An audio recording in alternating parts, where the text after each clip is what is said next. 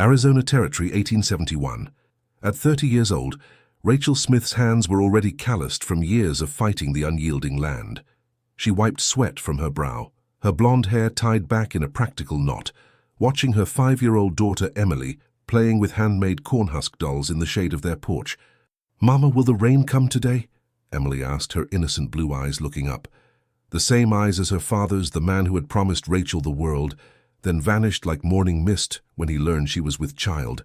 "Not today, little bird," Rachel replied, scanning the horizon. 3 months without rain had left their crops withering and their future uncertain. "But we'll manage. We always do." Their nearest neighbors were 10 miles away in Willow Creek, a town that barely deserved the name. Just a collection of wooden buildings, a general store, and a saloon where men drank to forget that they'd come west, chasing dreams that had turned to dust in their mouths. Rachel had left everything behind in Boston after Emily's father abandoned them, hoping to start fresh where no one knew her shame.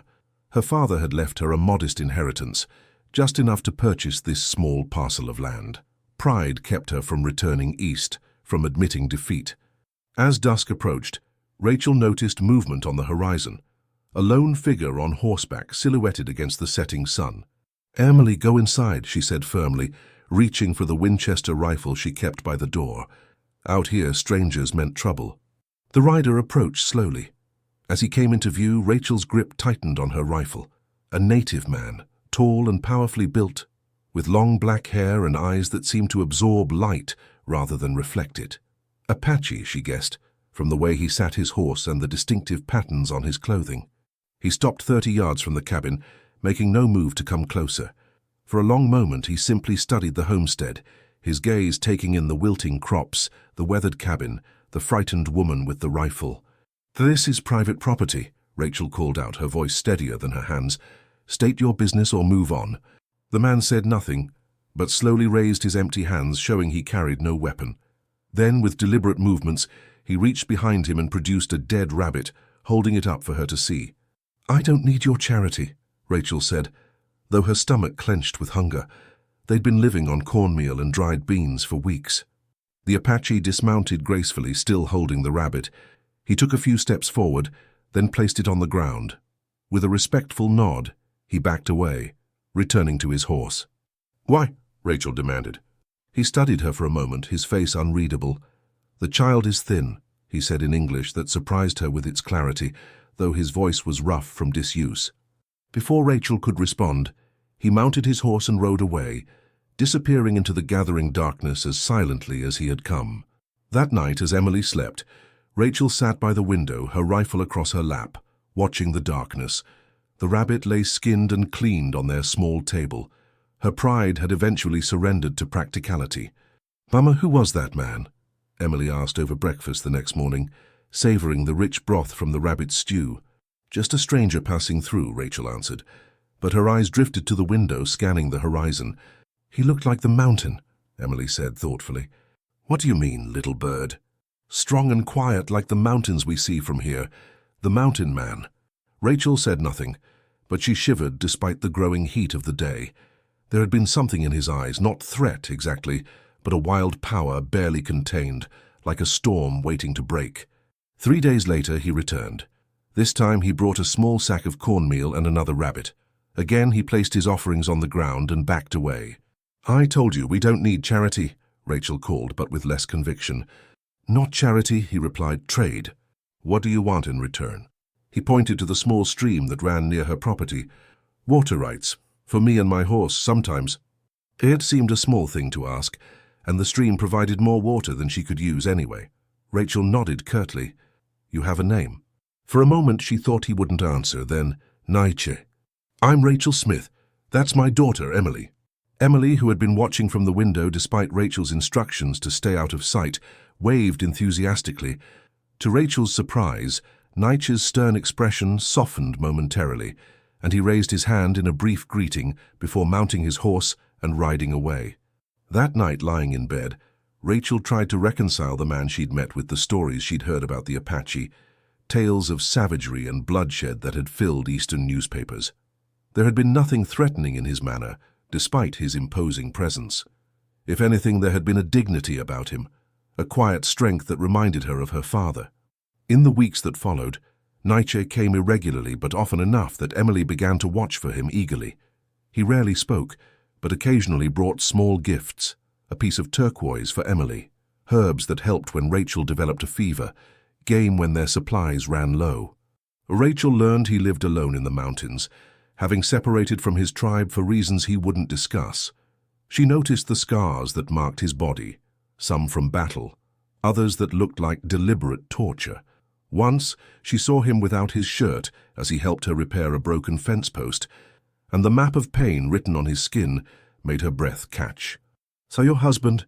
he asked one evening as they sat on the porch, Emily already asleep inside. "He is dead?" The question startled her. It was the first personal inquiry he had made. "No," she admitted, shame coloring her voice. "He left when he learned I was carrying Emily. Went back east, I suppose." Naiche nodded, his expression unreadable in the gathering darkness. "Many men are weak." "And you?" Rachel asked, surprising herself with her boldness. "Do you have a wife, children?" A shadow crossed his face. "I had a wife, a son." His voice was flat, emotionless, but Rachel sensed the depth of pain beneath the words. "What happened to them?" "Soldiers came, many soldiers." He looked away into the darkness.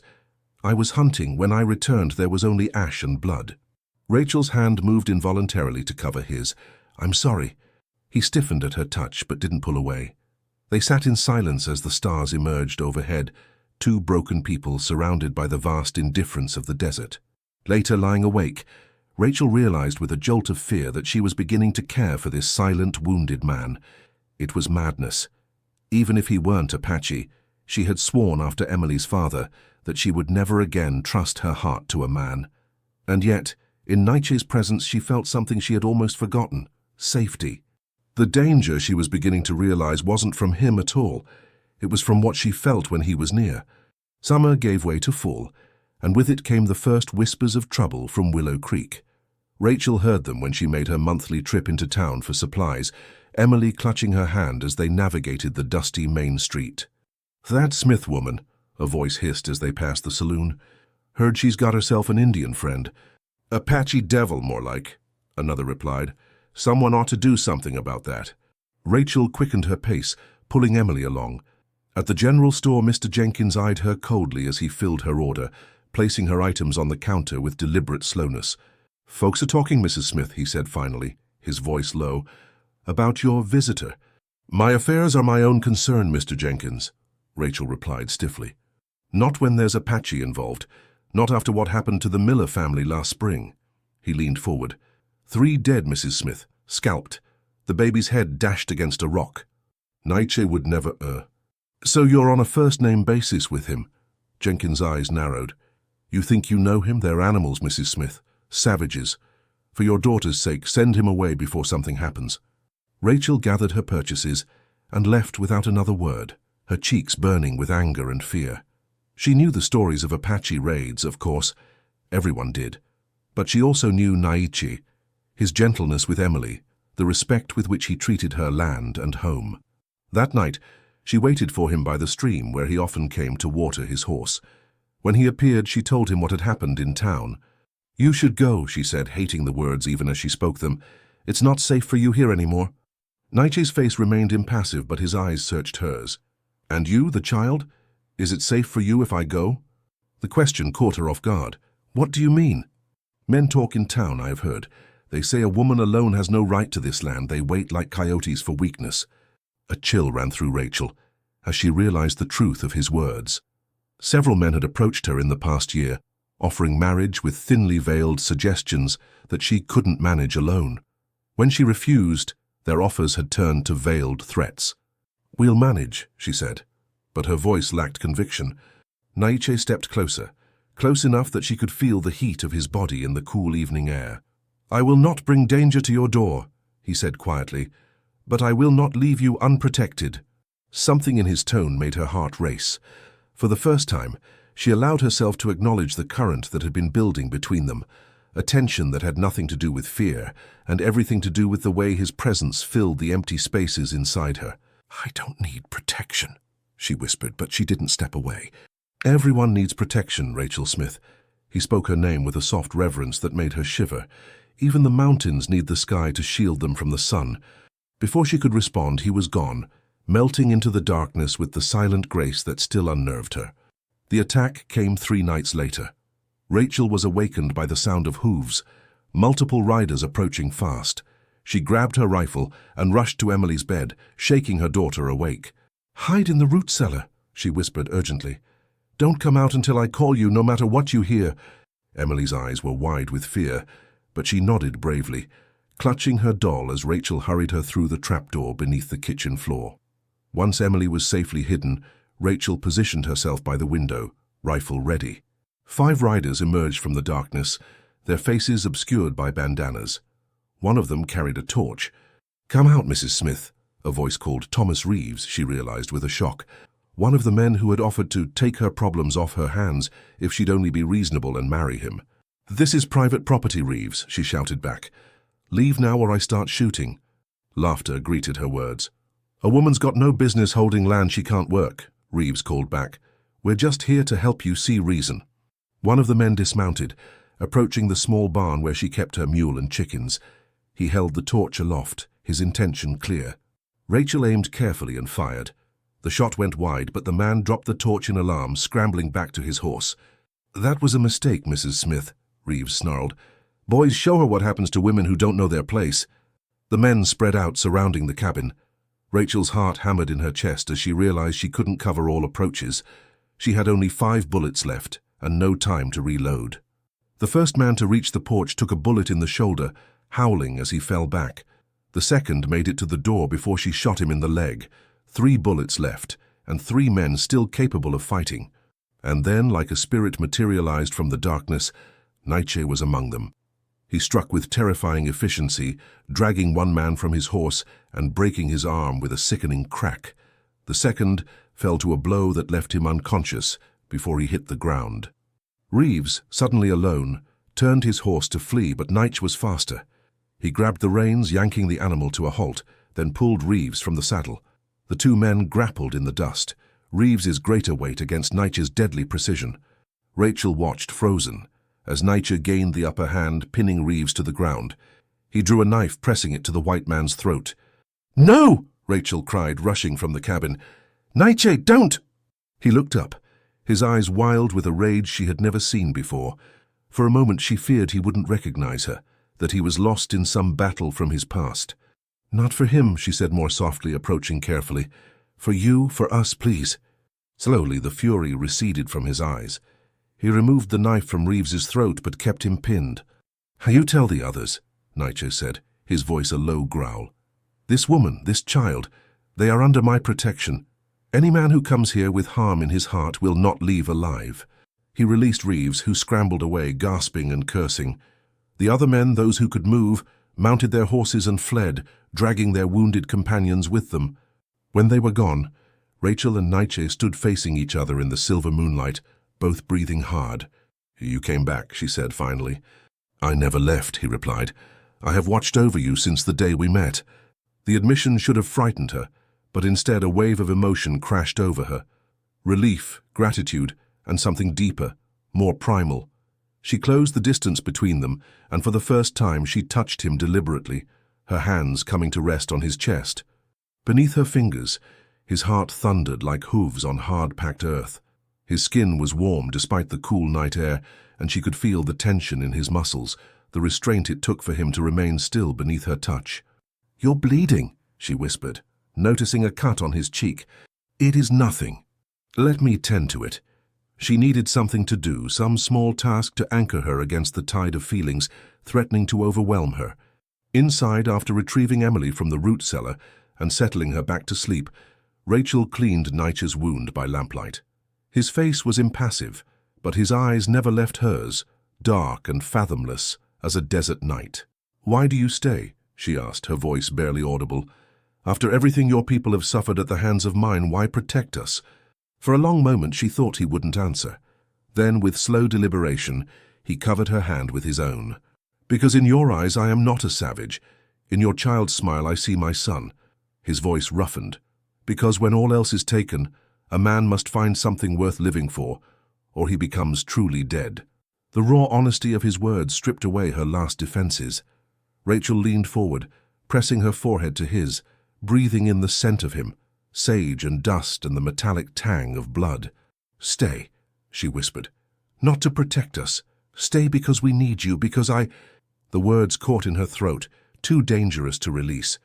Naiche's hand came up to cup her face, his touch impossibly gentle for a man who had fought with such ferocity minutes before.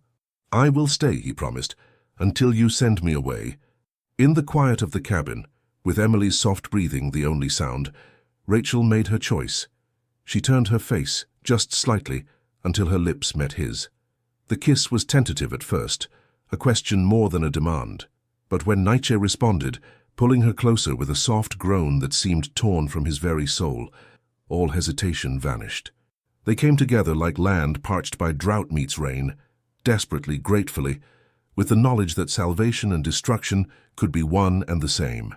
Later, lying in each other's arms, Rachel whispered, "They'll come back with more men next time." Naiche's arms tightened around her.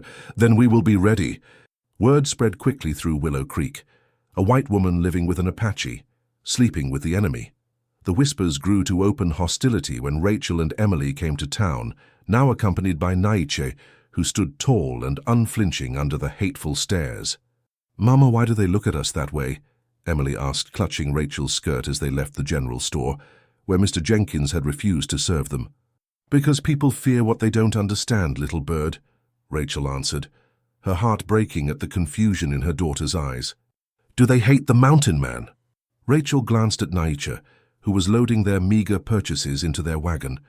In the 2 months since he had begun living openly at their homestead, Emily had grown increasingly attached to him. He taught her to track animals, to recognize edible plants, to move silently through the underbrush. In return, she filled his solemn silences with childish chatter, drawing rare smiles from him when she least expected it. "Some people judge others by their appearance, not their actions," Rachel explained carefully. Emily considered this, her small face serious. "That's stupid," she declared finally. Despite the tension, Rachel laughed, and even Naiche's mouth quirked in the barest suggestion of a smile. The ride home was silent, each lost in their own thoughts. Rachel knew they were living on borrowed time. Sooner or later, the town's hostility would erupt into violence. But for now, they had this, their small cabin, the land slowly yielding to their combined efforts, and the unexpected family they had formed. At the homestead, their routine continued. Rachel and Naiche worked side by side to prepare for winter, repairing the cabin, smoking meat, preserving what they could from their modest harvest. At night, they lay together, their bodies finding a harmony that their worlds denied them. "Tell me about your people," Rachel asked one evening as they sat by the fire, Emily already asleep. Naiche was silent for so long that she thought he wouldn't answer. Then, in a low voice, he began to speak of the Apache ways, their reverence for the land, their belief in the spirits that inhabited all living things, their fierce independence. "My father was a chief," he said, surprising her. "He taught me that a warrior's greatest strength is not in his arm, but in his heart, in his ability to endure." "And have you endured?" His eyes, reflecting the firelight, held depths of pain she could only imagine. "I live, I breathe. Until I met you and the child, that was all I did." "And now?" He reached for her hand, his calloused fingers entwining with hers. "Now I remember what it is to hope." The peace they had found was shattered 2 weeks later. Sheriff Davis rode out to their homestead, his face grim beneath his dust-covered hat. "Mrs. Smith," he said, pointedly ignoring Naiche, who stood like a shadow at Rachel's side. "I've come to warn you. There's a cavalry detachment passing through, looking for Apache who broke from the reservation. They've heard rumors about your situation here." Rachel's blood ran cold. "Naiche has done nothing wrong. He lives peacefully." The sheriff sighed, removing his hat. "Ma'am, that don't matter to them. An Apache off the reservation is a hostile Indian as far as they're concerned, and a white woman living with him." He shook his head. "They'll take him, Mrs. Smith, and they might take your daughter too. Send her to one of them Indian schools back east to civilize her." "They would not dare," Naiche said, his voice dangerously calm. "They would, and they'd be within the law." The sheriff replaced his hat. "You've got maybe 2 days before they arrive. I'd suggest you consider your options carefully."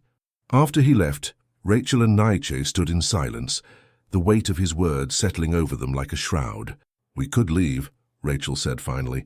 "Go south into Mexico." Naiche shook his head.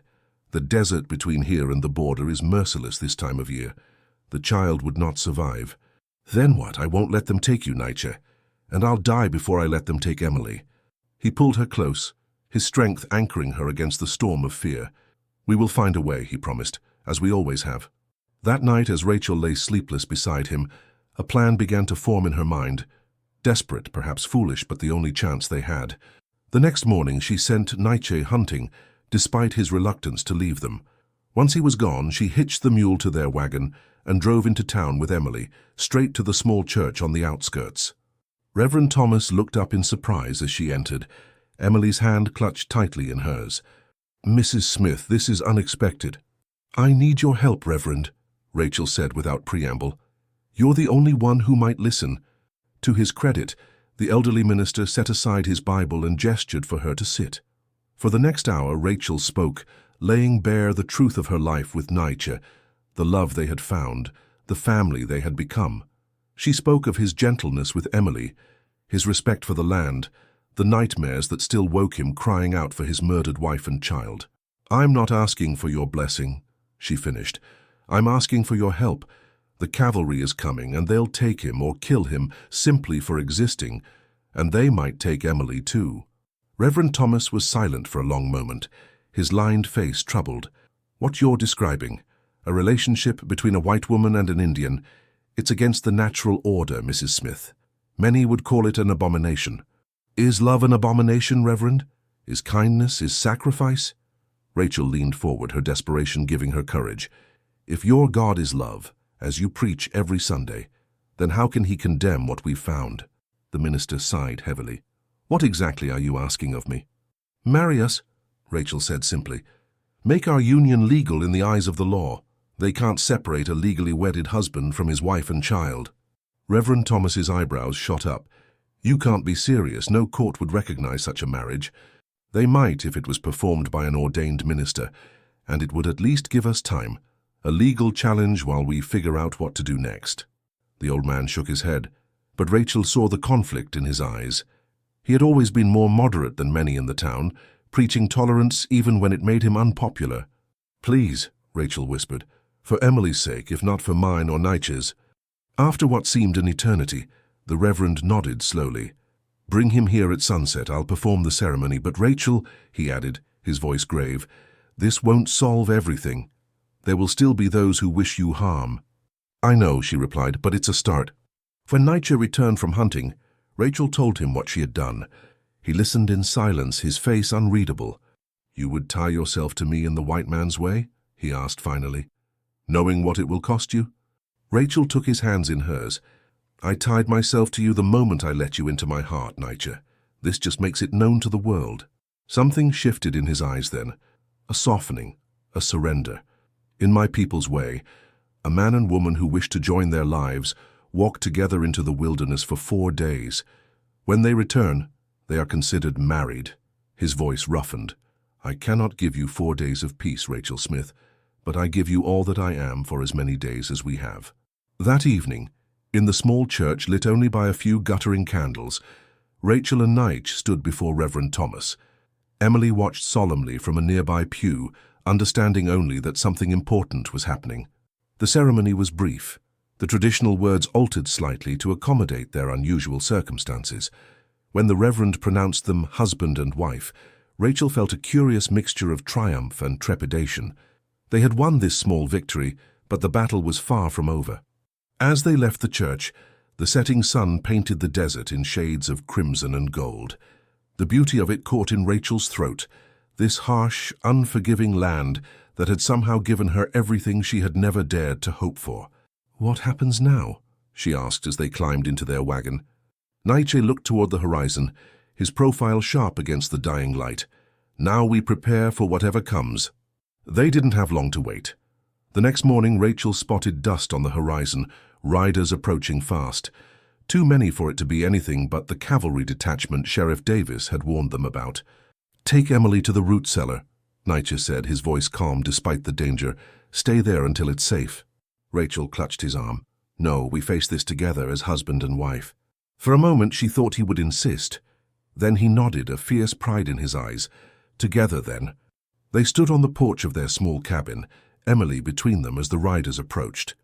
20 men in blue uniforms, led by a captain whose face was set in lines of disgust as he surveyed the scene before him.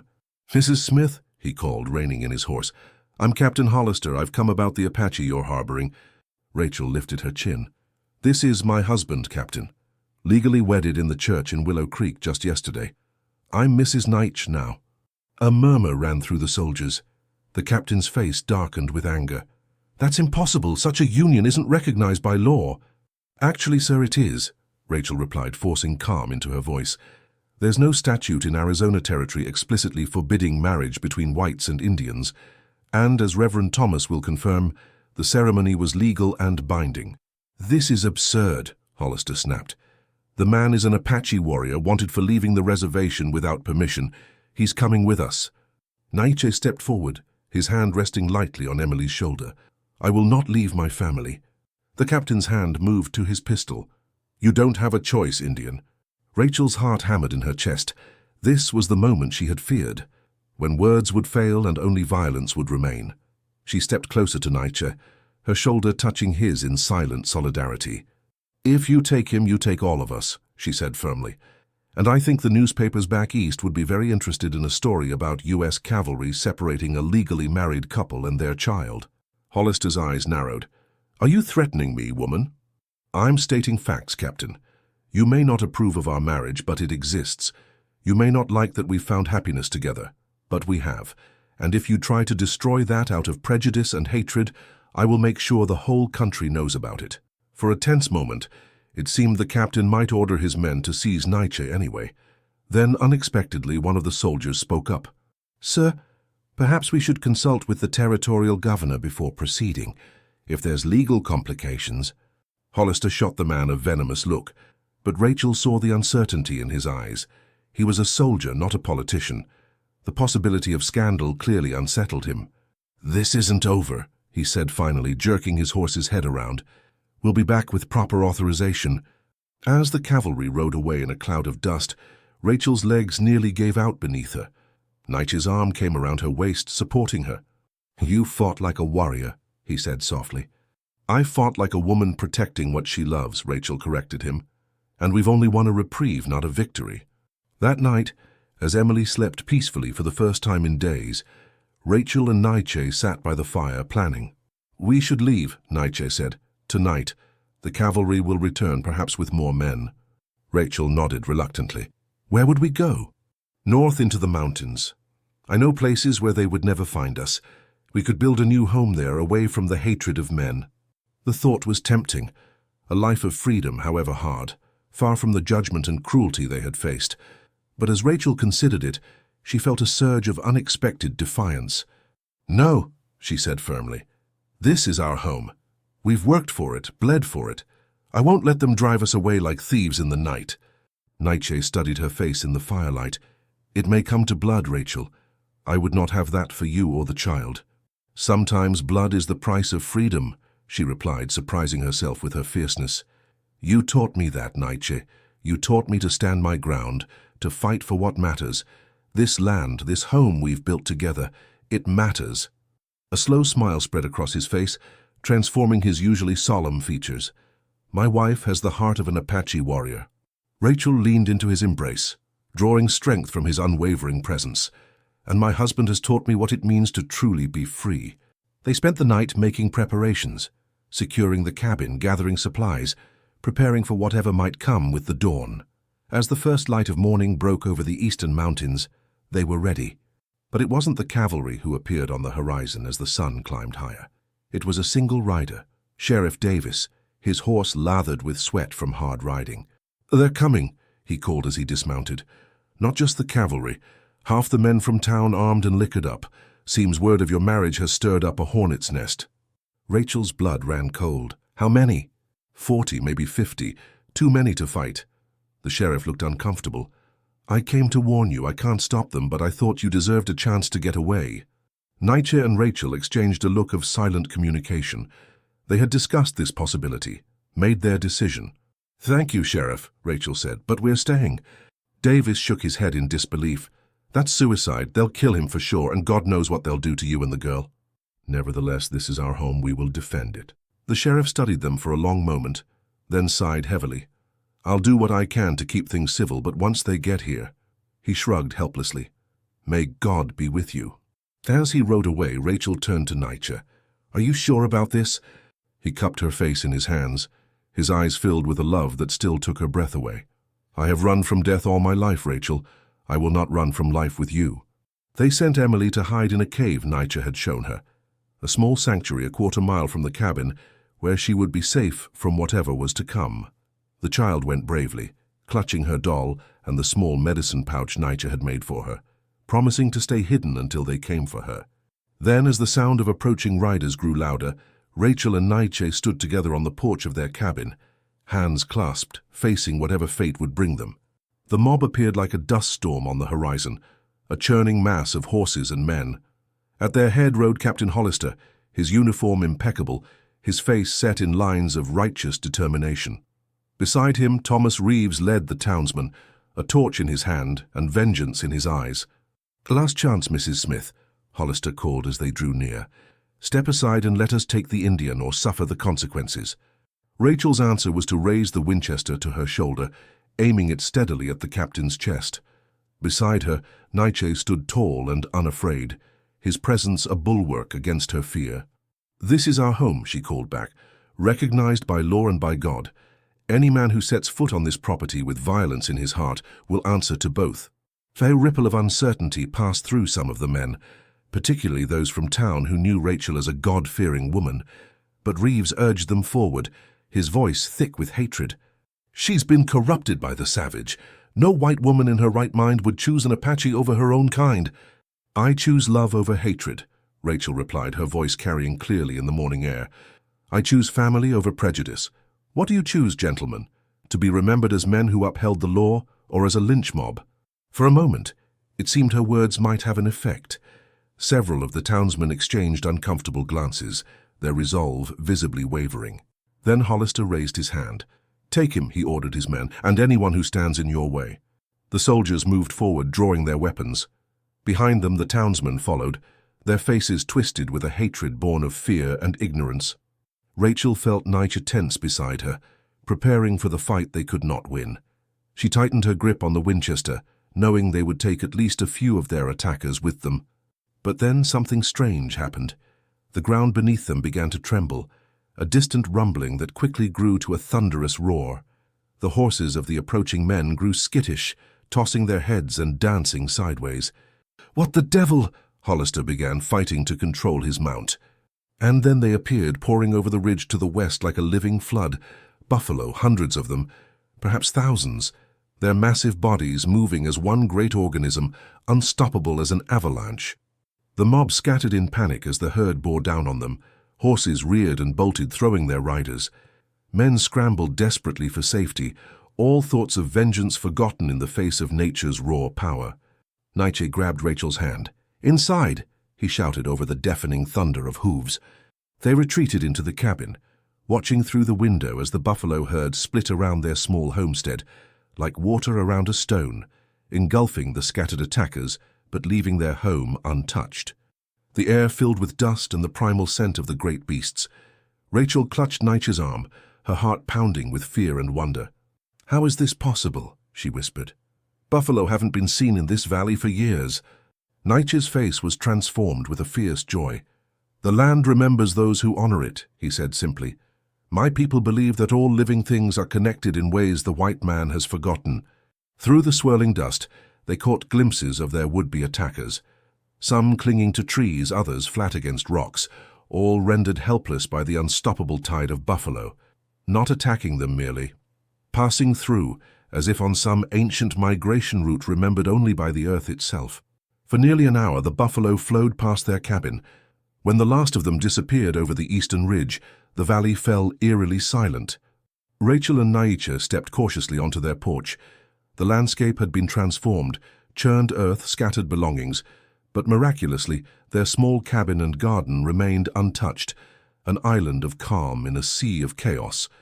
Of their attackers, there was no sign except for a few abandoned horses and weapons. "We should get Emily," Rachel said, her voice shaking slightly. They found their daughter safe in her hiding place, her eyes wide with excitement rather than fear. "Did you see them, Mama?" she cried as they approached. "The buffalo, so many, they were beautiful." Rachel gathered her close, tears of relief streaming down her face. "Yes, little bird, they were beautiful." As they made their way back to the cabin, Emily walking between them, Naiche stopped suddenly, his head tilted as if listening to something only he could hear. "What is it?" Rachel asked. He looked toward the horizon, his expression one of deep reverence. "They are still there, watching, making sure we are safe." "Who?" "The spirits of this land, my ancestors. Your ancestors too, perhaps." He knelt beside Emily, his large hand gentle on her shoulder. "They have given us a gift today, a chance for a new beginning." Emily nodded solemnly, as if she understood perfectly. Perhaps she did, Rachel thought. Children often saw truths that adults had forgotten how to see. 3 months passed with no sign of Captain Hollister or the men from town. The Buffalo incident, as it came to be known, had taken on an almost mythical quality in the telling and retelling. Some said it was a freak natural occurrence, others, particularly among the native peoples of the region, spoke of it as a sign from the Great Spirit. For Rachel, Naiche, and Emily, it had been a reprieve, a chance to strengthen their bonds as a family without the constant threat of violence. Winter settled over the valley, bringing crisp, cold days and nights brilliant with stars. Their cabin, once merely a shelter, had become a true home, filled with the small, precious rituals of family life. Emily's lessons by the fire, meals shared around their simple table, nights when nature told stories of his people while Rachel mended clothes and Emily listened with rapt attention. "Will you teach me your language?" Rachel asked one evening as they sat wrapped in a blanket on the porch, watching the moon rise over the distant mountains. Naiche looked at her in surprise.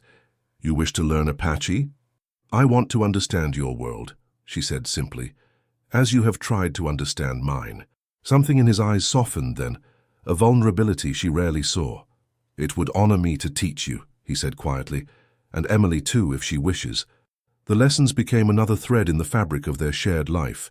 Rachel struggled with the unfamiliar sounds, but Emily absorbed the language like a sponge, soon chattering to Naiche in a mixture of English and Apache that made him laugh, a sound that had once been rare but now filled their home regularly. Spring came early that year, painting the desert with wildflowers in a riot of colors. Rachel stood in their doorway one morning, watching as Naiche taught Emily to track rabbits through the brush. The girl moved with a natural grace, mimicking Naiche's silent steps, her face serious with concentration. A bittersweet joy filled Rachel's heart. This life they had carved out together was more precious than anything she had ever known. And yet, the shadow of the outside world never fully receded. "They will come back eventually," she said that night as she and Naiche lay together in the darkness. "Not Hollister, perhaps, not those exact men, but others like them." Naiche's arms tightened around her. "Yes," he acknowledged, "the hatred runs deep. We could go north, as you suggested before, into the mountains, away from everyone." He was silent for a long moment, his heartbeat steady beneath her cheek. "Is that what you want, Rachel? To live always in hiding, always in fear?" She propped herself up on one elbow, studying his face in the moonlight that filtered through their small window. "What I want is a life with you and Emily. Whether that's here or in the mountains or somewhere else entirely doesn't matter to me. And what of Emily? She will grow. One day she will want more than just us, more than just this land." Rachel hadn't allowed herself to think that far ahead, but she knew he was right. Emily deserved a future with possibilities beyond their isolated existence. "What are you suggesting?" she asked. Naiche sat up, his expression thoughtful. "There are places where people like us, people of different worlds, can live together in peace. Not many, but they exist. Communities in the territories where the old hatreds have begun to fade." Hope flickered in Rachel's chest. "You know of such places?" He nodded slowly. "When I traveled after I lost my family, I heard stories. In New Mexico territory, there is a settlement in a high valley where Mexicans, whites, and Indians live together. They call it Valle de Paz, Valley of Peace." "How far?" "Many days' journey, through difficult country." Rachel considered this, weighing the risks against the promise of a life without constant fear. "And you believe we would be accepted there?" I believe we would have a chance, Naiche said, more than we have here. The decision wasn't made that night or the next. They discussed it for weeks, considering every angle, every possibility. Emily, when they finally explained the idea to her, was excited by the adventure, but sad at the thought of leaving the only home she had known. "Will there be other children like me there?" she asked. "Not just white or Indian, but both?" Rachel and Naiche exchanged glances. It was a question neither had considered, how Emily saw herself caught between two worlds, yet belonging fully to neither. "I don't know, little bird," Rachel answered honestly. "But wherever we go, you will always be our daughter. That is what matters most." As spring deepened into summer, they made their preparations quietly, setting aside supplies, mapping their route, deciding what to take and what to leave behind.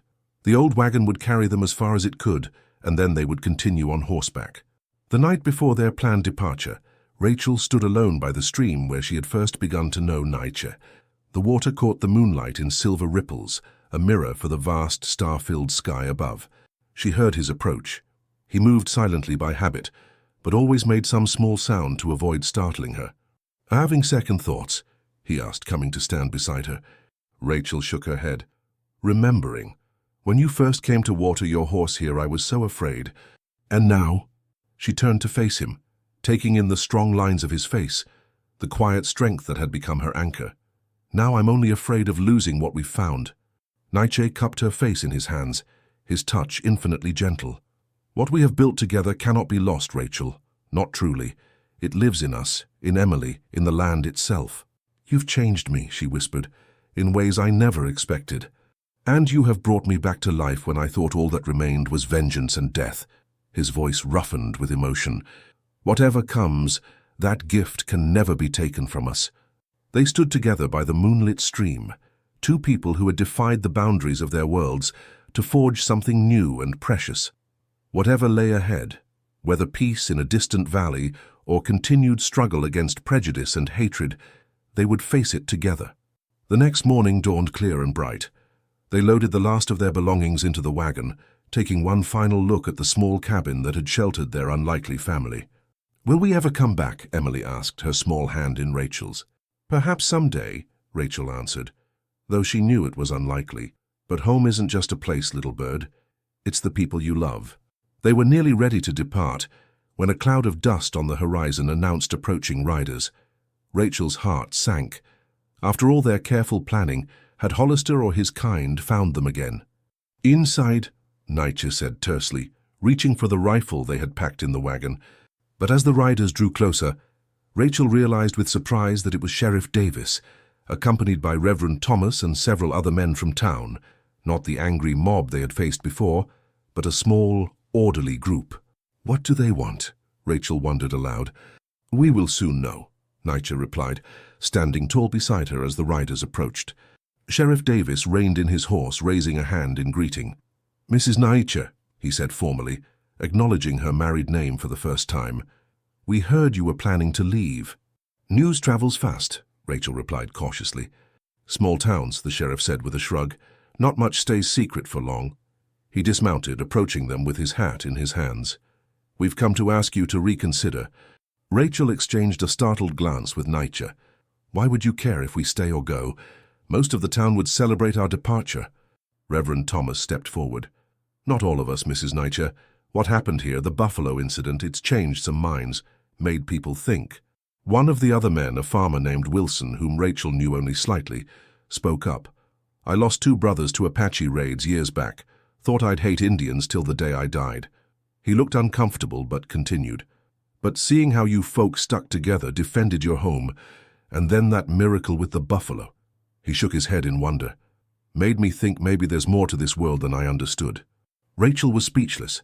These were men who had at best tolerated her, and at worst despised her choice to love Naiche. Now they stood before her, awkward but sincere, asking them to stay. "Captain Hollister and his men won't be back," Sheriff Davis added. "The Buffalo Stampede was witnessed by too many for them to paint it as anything but what it was.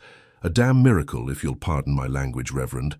The territorial governor himself has taken an interest in your case. Seems he's not keen on having his jurisdiction associated with persecuting legally married couples, no matter their backgrounds." "What exactly are you proposing?" Naiche asked, his voice neutral but his eyes watchful. The men looked at one another, clearly having discussed this beforehand. "We're proposing peace," Reverend Thomas said simply. "A chance for you to remain on your land without fear. A chance for all of us to learn from what's happened here." "Not everyone agrees," Sheriff Davis admitted. "There are still those who'll never accept what you represent. But they're fewer now, and they know the law is on your side." Rachel felt a surge of conflicting emotions. Hope, suspicion, a fierce protective instinct for her family. "We've made our decision," she said firmly. "We're going to seek a new life elsewhere." The men looked disappointed but not surprised. Wilson cleared his throat. "We respect that, ma'am. Just wanted you to know you have a choice." As they prepared to leave, Reverend Thomas approached Rachel privately. "There's a third option, you know," he said quietly. "You could stay, but not here. The town is growing. It needs teachers for the new school, people who understand both worlds, who could help bridge the divide." Rachel stared at him in disbelief. "You're offering me a teaching position?" "The committee is, yes." The Reverend smiled slightly. "Your daughter would be welcome as a student, and your husband, well, the livery stable needs a good man who knows horses. Mr. Peterson is getting too old to run it alone." The possibility was so unexpected that Rachel couldn't immediately form a response. A life not in hiding, not in some distant community of outcasts, but here, where they had already put down roots, where they had already fought their hardest battles. "I'll discuss it with Naiche," she said finally. The men left soon after, riding back toward town with promises to respect whatever decision Rachel and Naiche made. As the dust of their departure settled, Rachel turned to find Naiche watching her, his expression unreadable. "You're considering it," he said. It wasn't a question. "Aren't you?" she countered. "The chance to stay, to build something here rather than running away." Emily, who had been listening silently, suddenly spoke up. "I like it here," she said firmly. This is our home." Naiche knelt before her, his large hands gentle on her shoulders. "Even if some people are unkind because of who we are." Emily's small face set in determination. "Then we teach them to be better, like you taught me to track and Mama taught me to read." A smile broke across Naiche's face, transforming his solemn features. He looked up at Rachel, a question in his eyes. "It won't be easy," she warned. "There will still be those who hate us simply for existing." "When has our path ever been easy?" he replied. "But perhaps this is where we are meant to be, not hiding away but standing firm. Showing another way is possible." Rachel looked from Naiche to Emily, these two who had become her world. Then she gazed at the land around them, the small cabin they had built together, the garden beginning to flourish, the stream that had first brought Naiche to them. "We stay," she decided. "This is our home, we've earned it." Naiche rose and pulled her close, his embrace communicating what words could not. Gratitude, love, a promise for the future. Emily wrapped her arms around them both, completing their circle. Together they turned back toward their cabin, no longer just a shelter but a beacon, a small light of hope in a world that desperately needed it. 5 years passed, each season bringing new challenges and unexpected joys. The town of Willow Creek grew slowly but steadily, and with it grew a cautious acceptance of the unusual family that had once been its scandal. Rachel taught at the new school, her classroom becoming a place where children of settlers and native families alike learned not just reading and arithmetic, but respect for different ways of seeing the world. Naiche worked at the livery stable, his quiet competence and unmatched skill with horses, eventually earning him partnership in the business. Emily, now 10, flourished in this environment of bridged worlds. She moved easily between the Apache language and English, between the customs of her mother's people and the traditions Naiche taught her. Other children like her began to appear in the region, children of mixed heritage searching for their place. In Rachel and Naiche's home they found understanding and acceptance. There were still difficult days, sideways glances, whispered comments, occasional open hostility from those who clung to old hatreds. But for every person who turned away, another reached out, curious, respectful, willing to learn. On a warm summer evening, as the setting sun painted the desert in shades of amber and gold, Rachel stood on their porch, watching as Naiche taught a group of children, some white, some Apache, some Mexican, how to read tracks in the dust. Emily moved among them with natural confidence, translating Naiche's occasional Apache phrases, demonstrating techniques with the patience she had inherited from both her parents. "She will be a bridge builder," a voice said beside Rachel. She turned to find Reverend Thomas, now stooped with age, but his eyes still sharp with intelligence. "She already is," Rachel replied. The Reverend nodded, his gaze taking in the scene before them.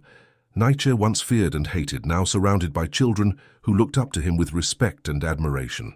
"You know, when I agreed to marry you two, I thought I was merely preventing a tragedy," he admitted. "I never imagined I was helping to plant a seed that would grow into this." Rachel smiled, remembering the frightened, defensive woman she had been, the solitary, wounded warrior Naiche had been. Neither did we. As twilight deepened into night, the children dispersed to their homes, their voices fading into the gathering darkness. Emily ran ahead to light the lamps in their cabin, now expanded and improved with Naiche's skilled hands. Rachel and Naiche walked together toward the warm glow of their home, their steps matched after years of walking side by side. "Do you ever regret it?" Rachel asked suddenly. "Staying here instead of seeking that valley in New Mexico?" Naiche considered the question with his characteristic thoughtfulness. "No," he said finally. "There we might have found peace for ourselves. Here, perhaps we help create peace for others."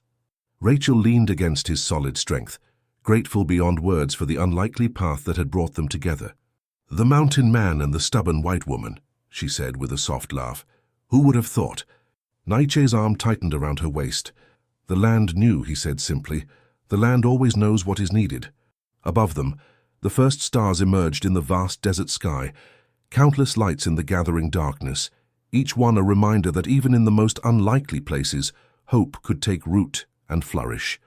Inside their cabin, Emily waited, surrounded by the books and crafts and small treasures that represented both sides of her heritage. As Rachel and Naiche crossed the threshold, Emily looked up with a smile that illuminated the room more brightly than any lamp. "I've been thinking," she announced with the seriousness of a child with an important idea. "When I grow up, I want to start a school, a special school where children like me can learn both ways, the white way and the Apache way." Rachel and Naiche exchanged glances, their hearts full. In their daughter's dreams, they saw the future they had fought for, a world where boundaries could be crossed, where different traditions could strengthen rather than divide, where love could transcend the artificial barriers of race and history. "That's a fine dream, little bird," Naiche said, his voice rough with emotion. "A dream worth living for." As they gathered around their table for the evening meal, Rachel looked at these two who had become her world.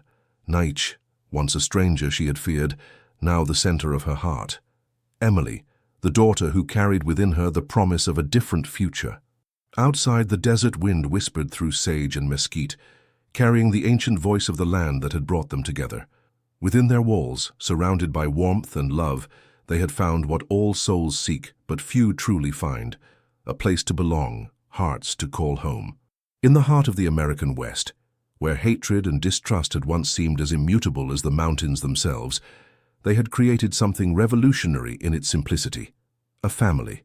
And in doing so, they had planted seeds of change that would continue to grow long after their own story had passed into legend. As the final pages of Rachel and Naiche's story come to a close, I want to share what lies at the heart of my storytelling. Through tales like that, I hope to convey the transformative power of love that transcends boundaries society tries to impose upon us. Their journey reflects my deepest belief that love is a force strong enough to overcome prejudice, fear, and hatred. In crafting these narratives of the American West, I strive to illuminate how equality and respect can flourish even in the most challenging circumstances. Rachel and Naiche's union represents not just a personal victory, but a seed of change planted in hostile soil, proof that understanding can grow where ignorance once ruled. My stories are meant to be more than entertainment. They are inspirations that showcase what genuine love can accomplish. When Naiche stands to protect his newfound family, when Rachel defies societal expectations to follow her heart, when young Emily dreams of building bridges between worlds, these moments represent the courage I hope to instill in readers. I believe storytelling has the power to change hearts and minds. Through these characters, who face seemingly insurmountable obstacles with dignity and determination, I hope to demonstrate that our differences need not divide us, but can instead enrich our shared humanity. May this story of an unlikely family carving out their place in a changing West serve as a representation of what love can do, not just in fiction, but in our own lives. Like the buffalo that miraculously appeared to protect Naiche and Rachel, may we find unexpected allies in our struggles for justice and acceptance.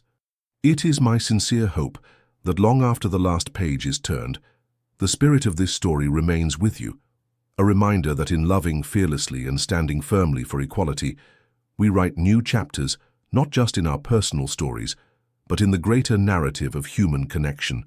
Thank you so much for joining us on this journey through Rachel and Naiche's unforgettable story. Your presence and encouragement mean the world to us. If you enjoyed this tale, please subscribe to our channel, leave a like, share this story with friends, and write a comment telling us your favorite moment. From the bottom of our hearts, your support keeps us motivated to bring you more stories full of love, redemption, and breathtaking twists. At the end of this video, another story from our channel will appear. Click and be amazed by more emotional and unforgettable tales like this one.